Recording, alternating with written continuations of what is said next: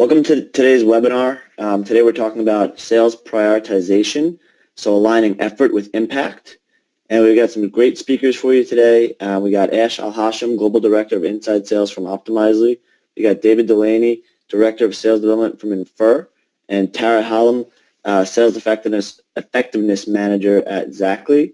And we're going to be going into a variety of different things about kind of aligning sales and marketing, figuring out kind of the best ways to kind of onboard people onto a predictive model and just really get more insight into the funnel than I think most people have these days. Technology is obviously advancing so much, and there's so much more you can do inside your funnel. So it's a really exciting topic. We got some great practitioners here that kind of do this day in and day out. They're going to tell you more about it. So if you have any questions, tweet us. Hashtag SHWebinar, Sales Hacker Webinar, SHWebinar.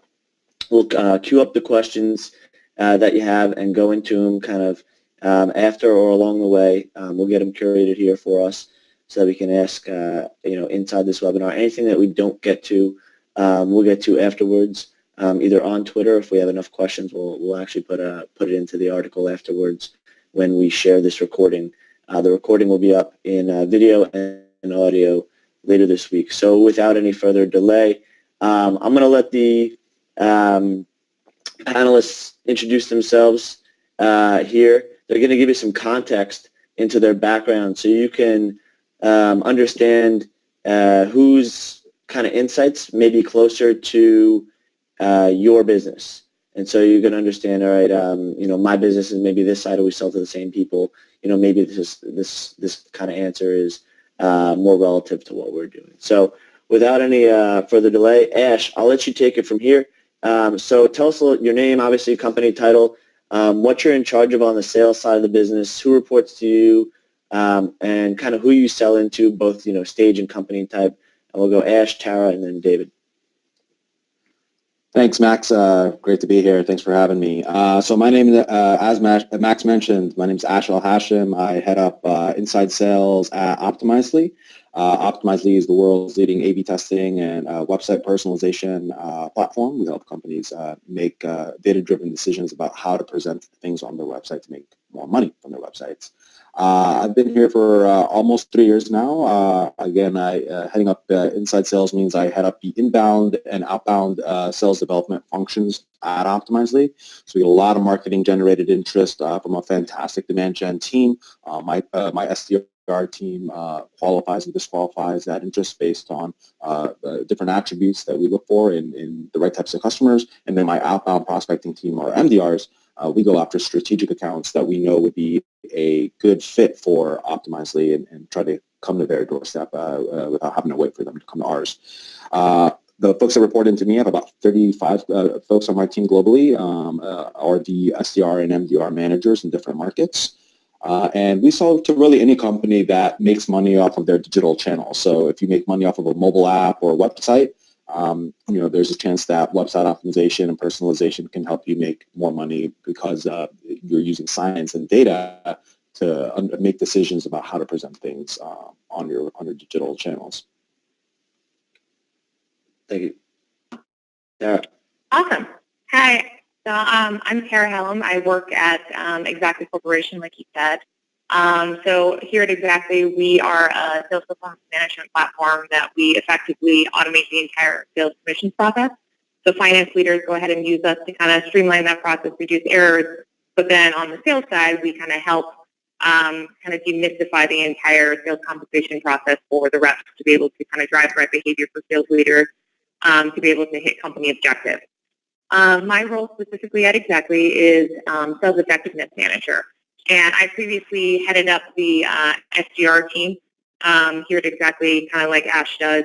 But I have kind of moved on to different pastures. So now I'm reporting into more of the sales operations function, where primarily I focus on sales process data and analytics, working with sales leaders to be able to find areas of improvement, to be able to increase productivity and efficiency of the sales team. So very tightly aligned with this topic to be able to see not just with the SDR team, but over the entire sales organization, ways that we can go ahead and improve the process, whether that's saving time or increasing conversions or average deal sizes. So here at Xactly, we sell into anybody that has a sales team or anyone that has any type of variable compensation. So from small SMB companies with 5 to 10 sales reps or marketing folks that get paid on objectives to large enterprise. So yeah, anyone that pays anything variably, we can handle. Excellent. David. Good. Hey, everybody. Max, thanks so much for letting me play, man. This is going to be a lot of fun. I'm really excited to talk about this. Again, as you mentioned, my name is David Delaney. I'm heading up sales development here at Infer. And hopefully you're familiar with Infer, but we were one of the first movers to apply predictive analytics to sales and marketing issues that we all come up with.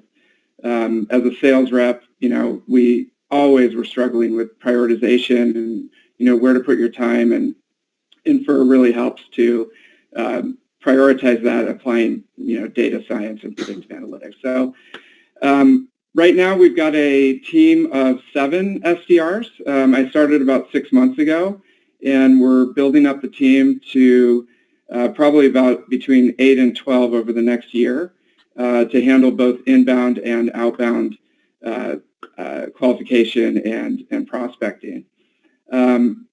Right now, I report into the demand gen side of the house, and it's always interesting. I've reported on both sides, and that's something that we can talk about. Generally, Infer right now has had a lot of success with hypergrowth, early stage, SaaS companies, but we're finding use cases all the way, across the board. And so right now, most of our client lists are, companies like Ash and Terrace, but we're definitely expanding right now. So Awesome. That's great to hear. And like you said, we'll talk about that in a little bit on the who you report to side and who reports to you. So maybe the first thing we should get into is kind of how are marketing and sales aligned at the top of the funnel when it comes to predictive. And then maybe you can tell us a little about who's reporting to who, kind of in that process. We'll start with you, David. Sure. It's a great question. I think one of the main things that I tried to prioritize when I first came to Infer was to take a look at their SLAs and really understand, especially how they were defining terms across marketing and sales. Just to understand and make sure that everybody was speaking the same language, using the same words, and they had the right understanding of the terms that they were throwing back between marketing and sales. Because I think if anybody's been around for a while and developing sales development programs, we kind of act as almost like the connective tissue between marketing and sales. And so that was a big priority, just to make sure everyone's speaking the same language, working on the same things. And then what's great, in that respect is applying predictive to that SLA. You have a common language around the scores, whether they be accounts, contacts, or leads.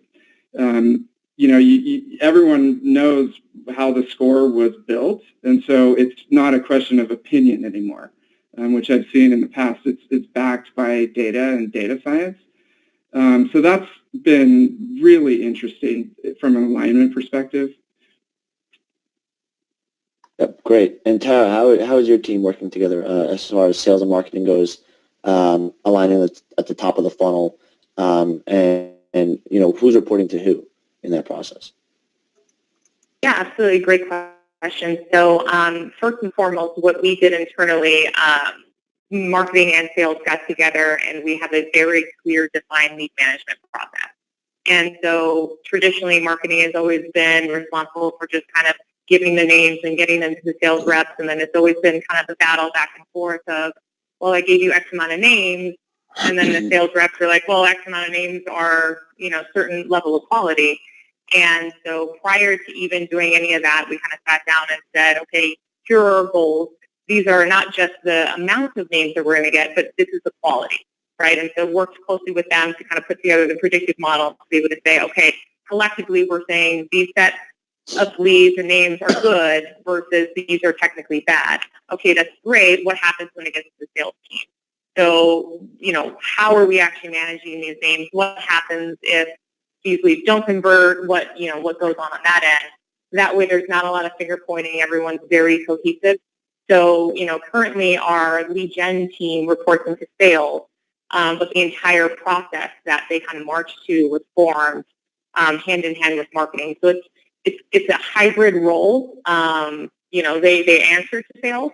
However, everyone's responsible kind of for the top of the funnel, because if we don't have anything to call, then, we got to go and talk to somebody about that. But then if nothing's converting, then that's also a different conversation. So very, very tightly aligned to the top of the funnel. And Ash, you don't have your folks reporting to sales, do you? No, we do. Yeah. We do, yeah. So similar to what Tara and David mentioned, I think the more important thing is that there is accountability and continuity in your funnel, right? So the way marketing and sales plays together at Optimizely is kind of two separate functions. There's one is the demand gen function, which flows into our inbound SDR team. So marketing owns demand generation, but then SDR, sales development, is part of sales. But there are clear, again, to David's point, SLAs of like, this is how many, this is what bookings looks like, our bookings goal looks like for 2015, for Q4, Q3, so on and so forth. In order to generate that much bookings, we need to generate this much pipeline, which means we need to generate this many opportunities, which means we need to generate this many sales accepted leads, which means we need to generate this many marketing qualified leads, and so on. So we work our way backwards from the bookings target and develop SLAs that are mutually agreed upon by marketing and sales that will then kind of inform and forecast what we get for the rest of the year. So that's the sales development side of the marketing relationship. On the outbound side, the MDR side, we do account-based selling and account-based marketing. So we have a fantastic, on the inbound side, we use Infer to score our leads for us and tell us, which ones are the creme de la creme and which ones are not really worthy of a sales human's time. On the outbound side, we have a fantastic data science team here who helps us predict, upsell models, who's likely to buy more, who we should be going after strategically. We figure that out, and then we say, all right, cool, this is our enterprise media segment. These are the 20 accounts we're going after this month, and we work with marketing to also go out and do specific sniper type ad campaigns to those folks on LinkedIn or on Facebook or Google, and just try to raise awareness by flanking the problem a bunch of different ways. And that's where we get into the meat here, which is what I want to really know is, so what's your criteria for all that? So what is what's your data sciences team's criteria with whatever you put into and pull out of Infer? What's the criteria that you use? What are those actions that are tied to your ideal customer profile? What's your low-hanging fruit? What are you looking for?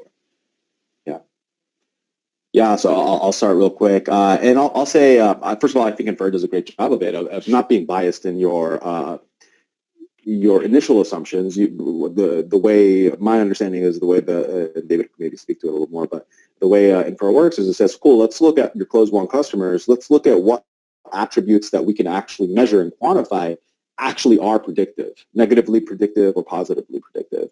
And then they build a model that's based off of that objective data, and out of those 10,000 signals that they could be looking for, maybe only a couple hundred are at all predictive positively or negatively. And then you say, cool, apparently the Alexa rank of a website is strongly predictive of their likelihood to buy.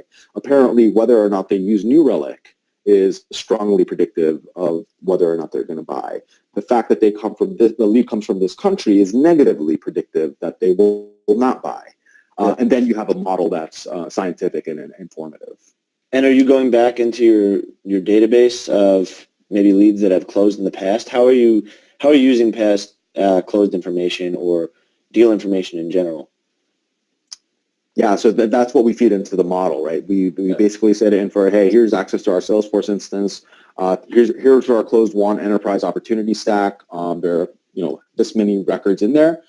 take a look at against the 10,000 signals that you can look for, that you can measure on these different companies' websites. Tell us which ones actually matter. Yeah, definitely don't want to make this like a commercial for Infer, but the information is obviously it's on point. And I mean, David, maybe you can add to that a little bit, and then Tara, we can go into kind of how you're doing it. But David, so let's just get right into the meat, I guess. What actions are you tying to your ideal customer profile? What are you looking at to figure out what companies are going to be your low-hanging fruit so that your reps aren't wasting their time? Yeah, I mean, you can look at it this way. Before I came to Infer, I would try to drive the process around scoring internally. Bringing together people from marketing ops and the sales managers and the marketing folks into a room. And literally, I mean, the story I tell is we would bring up a huge spreadsheet and start looking at the fit attributes and the behavioral attributes that would adjust the score in Marketo. I mean, so we've got, three or four people. The sales guys want to be out closing deals. The ops people want to, clear their tickets and get out of there.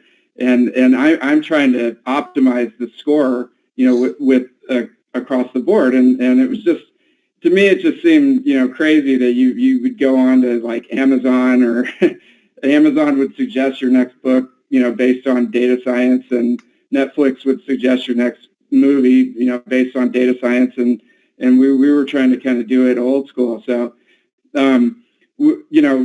Ash described it very, very, succinctly. It's a customized model using past data that then extrapolates out to what could be your next customer. And it really comes down to, it's an A, B, C, or D across the various accounts, contacts, and leads that you have in your system. So the last quick thing on that is what we've done here is we have very specific SLAs for when, especially on the inbound side, for when an inbound lead comes in, it's scored and routed almost instantly. And you can just imagine, when we get one of the A leads, we've noticed that, only 12% of the leads that we get, the A leads, lead to 91% of our closed won business. So, those are like beyond gold. I don't know, whatever's more expensive than gold, platinum. Those are, handled from a timeline perspective and a follow-up perspective. They're the responsibility of the SDR, but they're handed, on a silver platter to our most senior account executives to quarterback, because we just don't want anything to happen to those. So the SDR is helping with scheduling and the follow-up and making sure nothing falls through the cracks, but the actual, lead is being handled by our most senior people in the organization. And then you just simply gradate that down, where, the Bs are handled, very, very high touch by the SDR team. And then, if the SDR team is running out of running out of things to do, and they've got extra cycles, they start going down into the C and D. But the qualification criteria that they have to produce in order to hand it over to a sales rep is much higher on the C's and D's. So they have to work a lot harder to prove that these are anything that we should even hand over. Yeah. Tara, I know we covered a lot, but anything to add there? I know we don't want to kind of beat this topic to death. Also, I don't want to have it be an entire Infer commercial as well. However, so us internally, so it's kind of the same thing that everyone's saying, and internally here, just like Ash was talking, we have our inbound and outbound team. We actually have two completely separate models. We've got our lead model as well as our account model, because we do have an outbound team as well. And, we're finding, it's kind of the, you got to get the marketing ops person in the room, sales leaders in the room, and everyone's like, okay, what are the traits of a customer? And a lot of times that you'll get the gut feel, or, well, the last few people I talked to, they're similar in these following ways. And, when we're running through these models, there's actually data tied to things that kind of Ash was saying, hey, these things are similar, but they're not necessarily predictive. hey, they all happen to, belong to companies that start with the letter O, but that doesn't mean they're necessarily going to buy us, right? And so you have to kind of have science behind that and not just the gut feel, especially when you're talking about the inbound lead routing. Most often, those are going to be your newest, employees at the company. And what you want to do is not kind of have them go and call, the 500 leads that get dumped in based on, from a trade show. You want them to call the best leads first. And so, to the ideal customer profile, a brand new rep coming into the company is not going to know your business that well. And to be able to kind of give them that knowledge without having to really distill that knowledge on them for working at a company for 3 years to know, hey, this is going to be our target customer. They're for sure going to buy. They look exactly like everybody else. We kind of take that learning and give that to them. So the ideal customer profile is just kind of ingrained in everything that we do instead of, those thousands of hours just plugging away trying to figure it out yourself. Yeah, and that helps pre-qualify leads, as David was saying before. And Ash, you wrote an article on this. What was it? DitchBend Grow ROI. Can you tell us a little bit about the kind of formula that you came up with there and how it's kind of rooted in this predictive, process? Yeah, I think there's overlap certainly here between the Grow ROI qualification concept and predictive. The idea of first off, DitchBend Grow ROI is that when you're selling software or a product that exists in a new or emerging market, you cannot use BANT as a qualification methodology. BANT is budget authority need, qualifying for budget authority need and time-bound interest or timeline. Because you have to generate the interest yourself. You have to do agnostic sales and agnostic marketing, and more so look for the problem that you and your product that you know that your product can solve, and inform the buyer or the prospect that they should be looking at you because of this problem. So you're not selling initially, you're learning, and then you're using what you learned as kind of almost like a jujitsu type approach to sales. And where predictive comes in is, again, I think Tara brought up a great point here, is that you don't know, humans are very bad at identifying patterns in mass, right? So really you're better off letting the machines do that for you. And that's why a lead scoring or predictive in general is a really good way to go about this. Just be so super objective about like, what does the data tell me that who should I be going after? And then once you get that, you're going to find a variety of folks that are at different places in the buying cycle. Some of them will be very very passively looking. Some of them will be aggressively looking. Some of them will not be looking at all. And it's your job as a salesperson to, especially with the folks who aren't looking or are very passively looking, really understand, there's a reason for you to be talking to them because the machine says so. So now it's dig in, uncover, discover, learn about what they're trying to do, grow ROI, goals, roadmap, obstacles, widen outcomes, introduce. That's kind of the methodology we use to do an agnostic type sales process. Yeah, and if you're listening out there, Google DitchBend Grow ROI, and you'll find one of Ash's articles out there on this. It's a really interesting topic that aligns pretty well with predictive here. And so, Tara, how are you getting new reps, up to speed on this? And you mentioned that your new reps aren't going to know kind of what your ideal customer profile looks like or historically kind of anything. So what's the best way to ramp people up on this? Yeah, so, what I find, which is kind of ironic for, a lot of sales tools, and, we're a SaaS company in the Bay, and so we probably own every tool that's out there. And what we're finding is that it becomes increasingly difficult to be able to train these reps on it just because there's just too many things to remember. And the beauty about predictive is that there's actually no training from the sales perspective as far as needing to do anything with the tool. It's not to go into this tab, check these boxes, hit this button, send this email. It's the, very short conversation, maybe like a 20-minute meeting of, hey, we spent a lot of time studying this data over the last 2 years, and we refine it every quarter to be able to ensure that you guys are working on the best things at the best time to make you more successful. We always say, like everything, nothing's 100%. This is more of a guiding light. We don't buy a crystal ball that says every person that's an A is going to buy our product. There's a lot of other factors.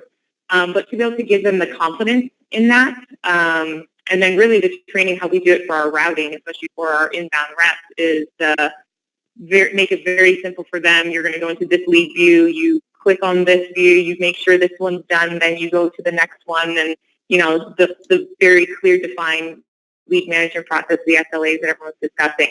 So really there's not a lot of, quote unquote training from that end, because it's not something that I want them to do or worry about, right? This is we got this for you. Yeah. We did this for you. Excellent.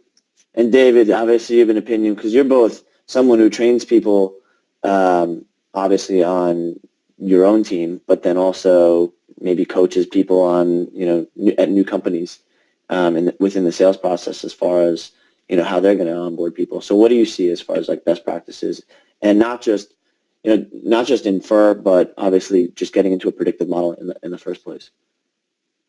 Yeah, I love what Tara said, because it really just becomes a question of understanding how we built the model for the new SDRs, and they can spend, half an hour with one of the data scientists to kind of understand that.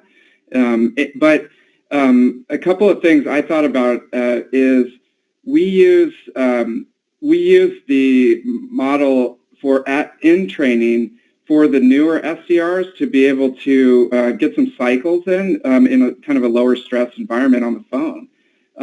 Most of our C and D leads will route straight into a nurture campaign so that the trained up SDRs can focus on processing the A and B leads.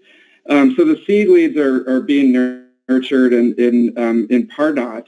And just this week, we're onboarding someone, and we basically ran a report of a couple hundred C leads that no one had ever called, just due to the fact that they didn't come up with a high enough lead score.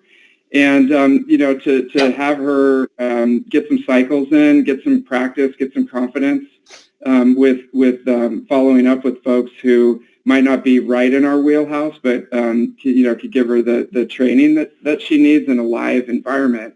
And it's actually it's kind of a win-win, because she's just in the last week or so uncovered opportunities that we might not have been aware of, but also she's gotten a lot of free cycles in and gained a lot of confidence.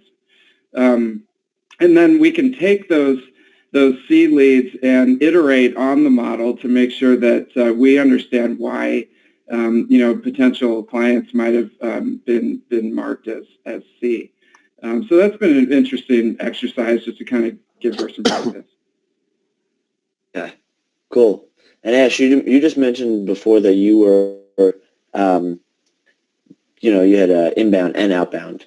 Are you doing similar stuff with outbound as far as scoring predictive? Yeah, scoring. Yeah, so as I mentioned, we have a data science team that's amazing, and they've built a ton of great alpha, beta, omega models that predict different things from what the lifetime value of a customer is and should be, to what the delta is between what a company is spending and should be spending on our products based on a variety of different attributes. So we are very fortunate to have a lot of in-house sophistication around this stuff. I do know Infer does do like account-based prospecting, so for outbound. We don't use that, but I've heard good things. But for those companies that don't have the resources, the data science resources in-house to do some of this stuff, there are tools out there that help with that. Yeah, you guys are on the bigger side probably of most of the companies that'll be tuning in. But I guess what's in that stack, or is it all proprietary? What tools? As far it's proprietary. On the outbound scoring side, it's proprietary. Infer completely owns the inbound side, and outbound side is all custom built. What about you, Tara? Is there anything that you guys are doing on outbound, or is it all inbound? And if so, on outbound, what are you guys doing? What are you guys using?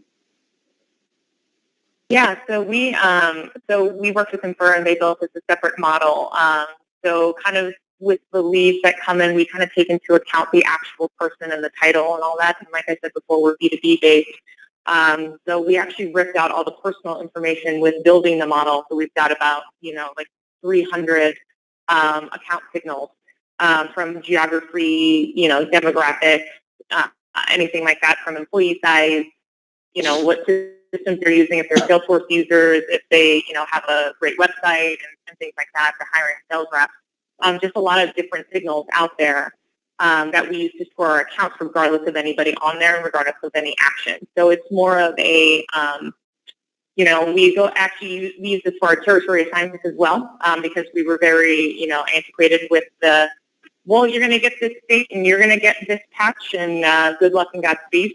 And so, we realize that not all accounts are created equal. So if you give everyone, 10 accounts or 500 accounts or 1,000 accounts, those 1,000 accounts across every territory isn't going to be the same. So we actually use the data provided from Infer, which we fix we kind of cycle back through every quarter as we add new customers to see if there's any attributes that have changed, because that is the thing about the model, is that if, tomorrow we decided to open up fruit stands everywhere, whatever companies that buy fruit stands wouldn't be part of our model. And so we kind of have to go and work that in as our business changes, which we find is really, really helpful. So our outbound is almost completely different than our inbound. Okay. And David, I'm assuming you drink your own champagne, obviously, on the inbound side, but do you do any outbound, or is it all through inbound for you? Yeah, I mean, outbound is really important, and the use case that I thought of when I was hearing the answers is territory creation, and I think Tara mentioned this as well.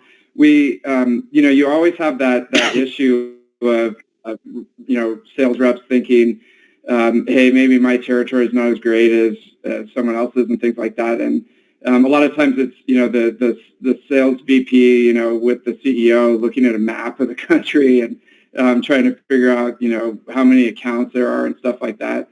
So when you have a good account model, a predictive account model, it's a lot easier to fairly divide out territories and really understand where, in the country we should be spending our time, based on, again, if it's like an A or B account, and there's heat maps, created throughout the United States, and instead of just kind of cutting up the country by states and giving X amount to, sales rep number one, you can kind of more, be a little bit more strategic about it, create, a heat map of where your possibly best possible accounts might be, and then put more people on that. And that's also with AEs and with SDRs. It's just it's pretty simple when you think of it, but it's amazing how many companies try to again do it themselves. So. Yeah, and so how are you making sure your reps are focused on the right things in there? So if you're all doing a little bit of mix of like inbound and outbound, how are leads routed? And how are you making sure people are focused on the right things? David, we'll start with you. Sure. Yeah. So I touched on that a little bit with the inbound. The A's get the velvet glove treatment, and they're totally quarterbacked by our most senior account execs. The B's will be the realm of the SDR to follow up on and make sure that they're following the SLA. And then the C's and D's will generally go into a nurture track.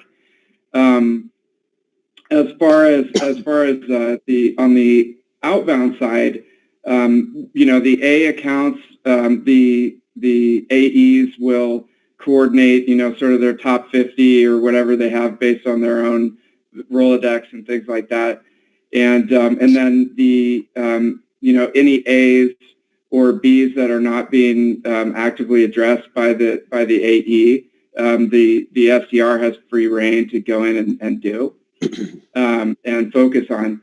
And so, real quick on the inbound side, I mean, like Tara mentioned, we don't have to spend a lot of training on the how to use predictive, but where we do spend a lot of training is on timing and trying to get under industry standards on follow-up speed and number of touches and all the things that the SDR has a lot of control over.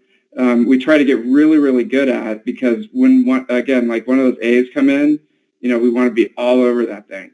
So, and then on the outbound side, we have, and we're going to talk about tools later, but we have specific cadences built out by persona, and we'll, as the SDR is going through their day and doing their research, and they find a specific persona in a specific rank type of account, they'll put them into a specific cadence. So. Okay. And what tools are you using for that? Sure. So we use SalesLoft and Outreach. They both kind of serve different purposes for us. We use SalesLoft primarily on the AE side, and also for grabbing the names out of off the internet and putting them into Salesforce. They've got a pretty good solution there. And then on the SDR side, we use Outreach more often, just for the automation. It helps a lot to make sure that they hit their effort numbers every day. Awesome. And Tara, lead routing and prioritization, how are you making sure people are focusing on the right things and leads are being routed correctly? Yeah, absolutely. So very similar to what David said, we definitely route based on the scoring ABs, Cs, and Ds. Ds goes directly to a nurture track with the exception of the contact us forms. We're definitely not in the business of ignoring anyone that's trying to reach out to us. But as far as those A's, B's, and C's go, we actually do put our newest reps on the C's and our most tenured CDRs, we call them, on our A's and B's. And I actually set up custom lead views for them, for the entire team, and I broke them up by lead status and then our high touch lead sources, for example. So, we could have 50 A's, but I want them to call the 50 A's that downloaded something versus the 50 A's that came to us from a third-party program who might not actually be a hand raiser. They'd be a good account, potentially, but then they're not a super warm lead, and so we kind of split that up throughout lead views, and then so on and so forth from the A's to the B's. Is that clicking on my end or yours? Sorry, I hear it clicking. So as far as our outbound goes, we split up territories to make sure that everything's created equal. So kind of taking away the state lines a little bit, that everyone's going to get an equal amount of good accounts. So if, let's say, the magic number is 300 accounts, you could have, 5 people in the Bay that all have 300 good accounts, but then I have 300 good accounts, but I also have Montana and North Dakota and South Dakota and Colorado and New Mexico and Wyoming, because it takes 5 states to get through 300 good accounts from that. So we definitely use that as far as account routing goes and territory planning. So we make sure that our outbound AEs as well as our outbound SDRs are hyper-focused on that instead of trying to sift through thousands of accounts. So we actually have a lot of fallow accounts that we don't even, so we nurture them, but then, we definitely don't do an active outbound outreach to them. Yeah. Okay. And so it's broken up by territories and then also by the, grade that you're giving them or score. Right. And Ash, I'm assuming similar process, but give us the lowdown. Almost dead even with what Tara said, where our account-based selling is not geography split, but more so by the sum of the potential scores within a particular territory. So not too much to add there. I think David and Tara nailed it. Definitely. We have a question that came in. So why don't you give us a little bit more information about kind of the metrics that you're tracking to make sure that this is successful? Yeah, absolutely. So I'll start. I think aligning incentives with company objectives are really, really important, and that's one area that it's really hard. It's really hard to make sure everything is in alignment. And today, or not today, but today more broadly than today itself within this 24 hours. What we do at Optimizely is we have actually aligned, hey, what are our company's OKRs for the year? And then we break that down into, cool, in order to get there, what does sales need to produce in terms of revenue? Cool, in order to get there, what does the inbound and outbound sales teams, what do they need to produce in terms of opportunities? In order to get there, and we break that down all the way down to how many calls you need to make every day in order to hit that next thing, which takes you to the next thing. So we reverse engineer the company OKRs all the way back down to the day-to-day, like this is what I'm held accountable to.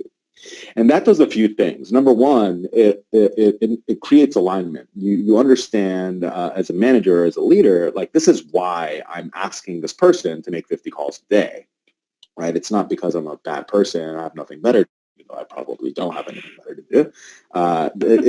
It's because we need to hit this target. And number two, and I think more importantly, is it gives people a clarity of purpose. When you tell someone, an SDR, fresh out of school, maybe hungry, really like wants to work hard, but this is a transactional, highly mechanical job. You can burn someone out if you're asking them to make $50 to $100 a day. And what really helps is, if you look to the Daniel Pink stuff and Drive, is the best way to motivate someone is to give them clarity of purpose around this is what you're helping to build, right? It gives them that feeling of fulfillment. So when I say to you, hey, I need you to make $50 a day, and I just say that's because I said so, it doesn't do a whole lot to motivate someone. It's going to burn them out.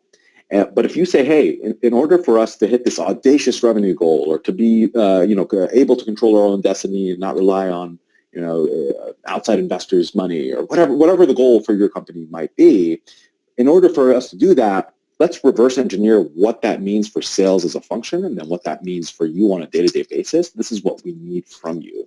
And then you get that buy-in. You could never get that buy-in before if you had not shared that vision and that clarity. So a little bit of a tangent there, but I think it's really important to share that with your reps and manage to that, because it creates alignment and common shared goals. Yeah, appreciate the information too. It gives it more context into what you're doing. So that's awesome. Tara, what are the metrics that you're looking at? I'm sure it's all similar across the board, but we'd love to hear.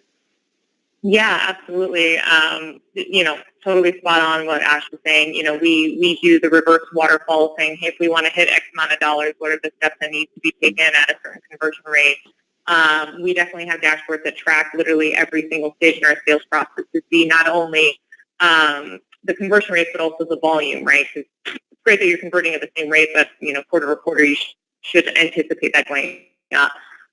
With predictive, we actually go down to a different layer, so it's kind of at the end where, sure, you have to make the 60 phone calls or whatever that number is, but what are you calling, right? And so gone are the days of marketing saying, well, I gave you 1,000 leads, why aren't you converting them? Well, now I want to know what's that function of the quality of the leads, right? So now that we go back, especially with our paid marketing programs, we can say, great, we have 1,000 leads, 50% of those are Ds. We know we don't call on Ds. So already 500 of those names would never have a chance to convert. So now we're talking about the next 500 and then how are they scored, right? And so we actually go down to the granular campaign level that says, hey, we spent X amount of dollars on this program, and we're only getting a certain percentage of high quality leads. We need to either drop this or change it. Maybe our messaging is wrong when it comes to, let's say, PPC ads or, the landing pages that they're landing on, for us to be able to really know what that number is, because it's the scary part, especially when you're talking about an inbound and we're looking at, let's say, industry standard of a 2% conversion rate on kind of like a colder inbound, shall I say, let's say like a PPC or a third-party campaign. We're really able to go back and say, okay, great, you can make the 50 phone calls, but I want you to make 50 phone calls to these types of people. Predictive has definitely given us the ability to be able to, really take it to the next level as far as metrics go. You can zoom in, you get more granular and more targeted. It's really, the advancements in technology over even the last 3 years have allowed us to be way more scientific. So, and David, I'm sure you have obviously some best practices around that, but what are you tracking with your internal team? What do you kind of see in the marketplace? Yeah, I mean, a couple of quick use cases that everybody's touched on is we're laser focused on the conversion rate on the A leads.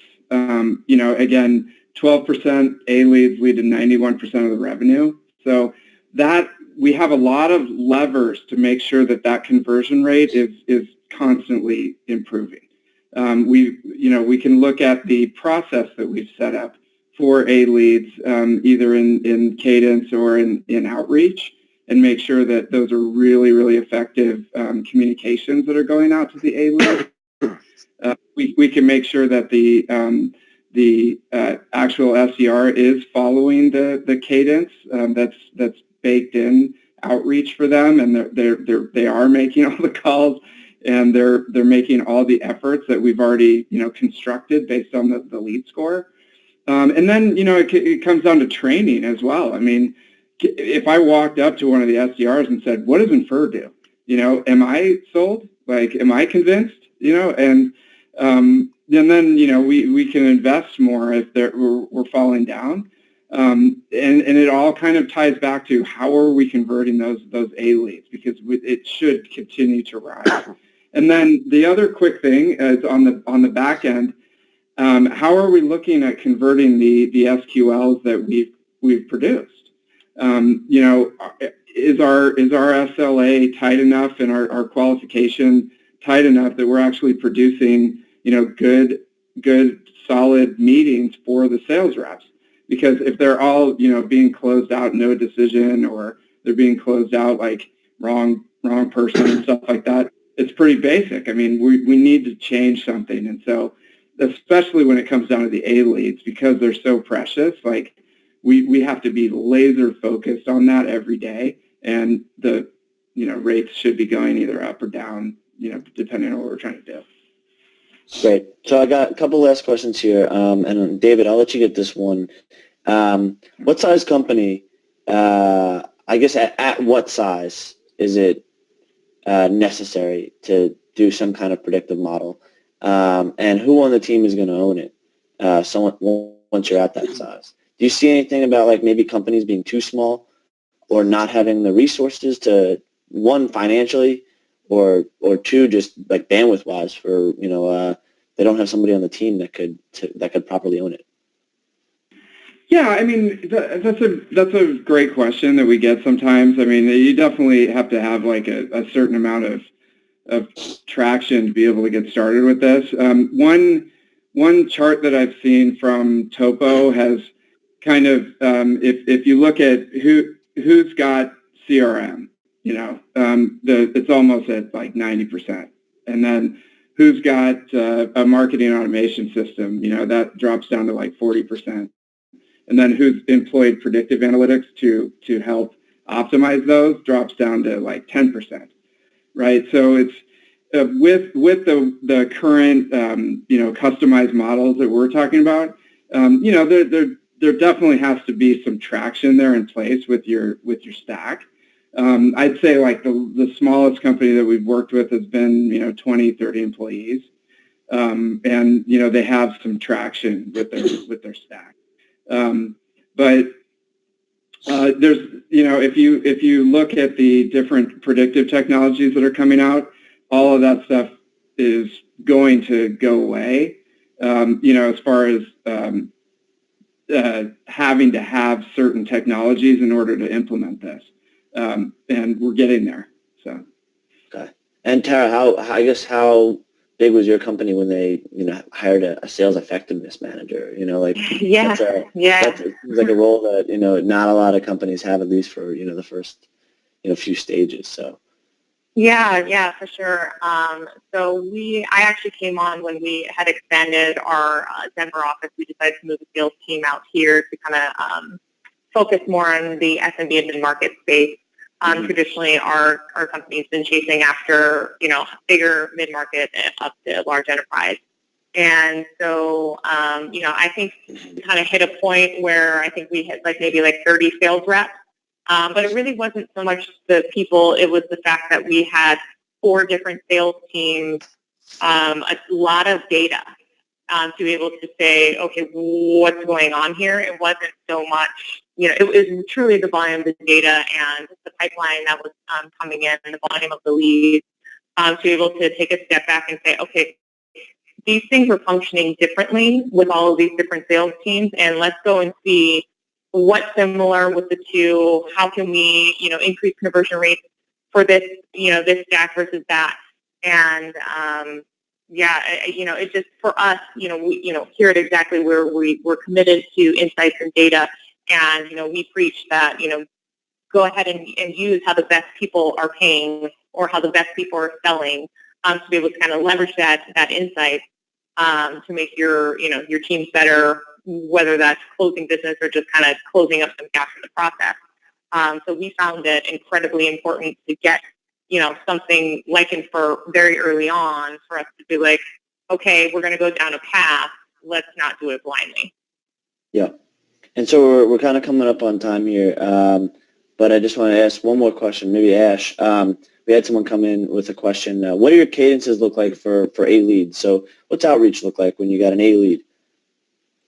When you got an A lead, well, I would say that actually I wouldn't use the, so just for clarification and context, A, B, C, and D are, as David mentioned earlier, the kind of the ratings that Infer ascribes to leads based on their demographic fit potential. So if we've sold to a ton of media companies in the past, and this is a media company, and it's in this state where a lot of companies from that state have also bought Optimizely, it's probably going to get a really high Infer score, an Infer A lead. But that, in my experience, that isn't as much predictive of how we should be talking to them. It should be the type of content we deliver to them, should be tailored to the persona. But really what tells me what the cadence should look like and what the response time should look like, what the response medium, whether phone or email, should look like, is what type of lead is it, and where did it come from, and how engaged are they with my website and product. And that's where we use Infer Behavior Score. We also have in-product analytics that tell us like how much they're doing within our product.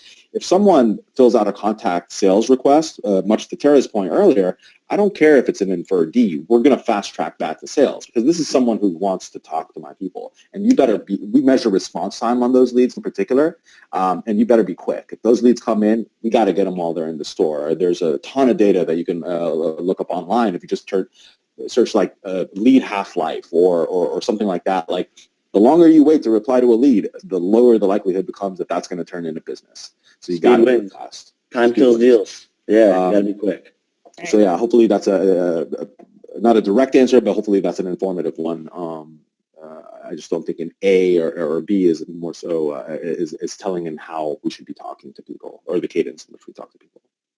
No, it was great. I learned a lot, guys. Thanks a lot. We're going to have, the recording up, video and audio on saleshacker.com. We'll get it out to all the attendees. After this, we'll get out to you guys on the panel. Thanks a lot, Ash, Tara, David. That was awesome. And, yeah, looking forward to doing it again soon. Sounds great. Thanks. Thank you, guys. Thanks, Max. Thanks, guys. See ya. Take care.